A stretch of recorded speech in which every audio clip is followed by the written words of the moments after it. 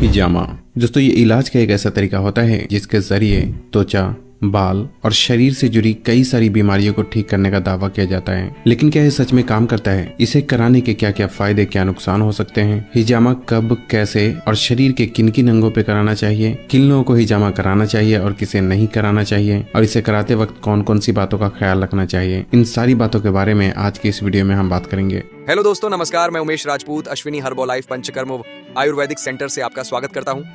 सबसे पहले बात करते हैं कि हिजामा होता क्या है और ये किस तरह से काम करता है। दोस्तों, एक समय के बाद हमारे शरीर का गंदा खून चमड़ी के नीचे वाले हिस्से में आकर जमा होता है, जिसे शरीर से बाहर ना निकालने पर ये कई सारी बीमारियों का कारण बनता है। और इसी गंदे खून को निकालने के लिए हिजामा थेरेपी का इस्तेमाल किया जाता है, जिससे कि खून साफ होता है और कई सारी बीमारियां धीरे धीरे ठीक होने लगती है। वैसे हिजामा को कपिंग थेरेपी के नाम से भी जाना जाता है, जो कि ऑलमोस्ट 3 तरीके के होते हैं: डायनेमिक कपिंग, ड्राई कपिंग और वेट कपिंग।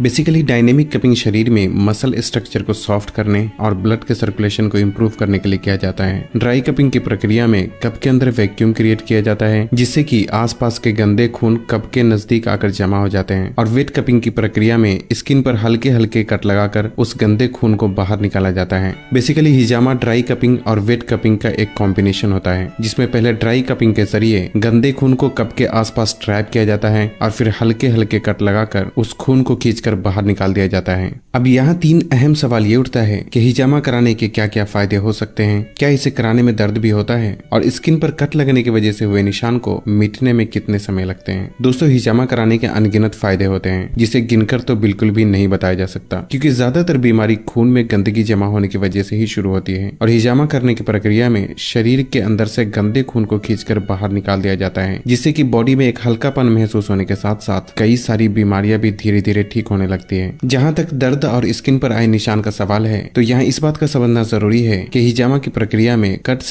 स्किन के ऊपरी हिस्से पर ही लगाया जाता है, जिससे कि दर्द भी बिल्कुल ना के बराबर महसूस होता है और कट्स के निशान भी ज्यादातर 1 हफ्ते के अंदर अंदर ही खत्म हो जाते हैं। अब बात आती है कि हिजामा किन लोगों को कराना चाहिए और किसे नहीं कराना चाहिए। दोस्तों, वैसे तो औरत हो या मर्द, पूरी तरह से तंदुरुस्त व्यक्ति भी बॉडी को डिटॉक्स करने के लिए हिजामा करा सकते हैं, क्योंकि वक्त के साथ साथ हर किसी के खून में गंदगी जमा हो ही जाती है, जो कि बाद में कई तरह की बीमारी का कारण बन सकती है। लेकिन खासकर जिन लोगों में स्किन से जुड़ी प्रॉब्लम जैसे कि एक्नी, पिंपल्स, एक्जिमा, सोराइसिस, बालों का झड़ना या गिरना, लीवर से जुड़ी problem, high blood pressure, high cholesterol, arthritis यानी जोड़ों का दर्द, माइग्रेन, बार बार होने वाला सर दर्द, हार्मोनल प्रॉब्लम जैसे कि थायराइड, पीसीओडी, मोटापा, सेक्सुअल प्रॉब्लम, बार बार सर्दी जुकाम होना, अस्थमा, इनफर्टिलिटी यानी औरतों और मर्दों में औलाद न होने की समस्या, कमजोर पाचन और इम्यूनिटी पावर को बढ़ाने के लिए भी हिजामा करवाना एक बहुत ही बेहतर ऑप्शन हो सकता है। लेकिन ध्यान रखें कि जिन लोगों को बुखार, डायबिटीज, एपिलेप्सी और लो ब्लड प्रेशर की प्रॉब्लम है, या जो लोग खून पतला होने की दवा का इस्तेमाल करते हैं, तो उन्हें बिना डॉक्टर की सलाह के हिजामा नहीं करवाना चाहिए, क्योंकि इस सिचुएशन में बहुत ही एहतियात की जरूरत होती है। इसलिए ऐसे में हिजामा करवाने से फायदे के बजाय नुकसान भी हो सकता है। हालांकि आप हिजामा करने वाले से भी ये बात पूछ सकते हैं। यहाँ एक सवाल ये भी उठता है कि कितनी उम्र के लोगों को हिजामा करवाना चाहिए। दोस्तों, वैसे तो हिजामा करवाने के लिए कोई खास उम्र मुकर्रर नहीं है, क्योंकि ये व्यक्ति के फिजिकल सिचुएशन पे डिपेंड करता है। लेकिन फिर भी 12 साल से कम और 50 साल से उम्र के ज्यादा लोगों को हिजामा नहीं करवाना चाहिए, या फिर अगर कराते भी हैं तो कोई माहिर हिजामा थेरेपिस्ट की सलाह जरूर लेना चाहिए।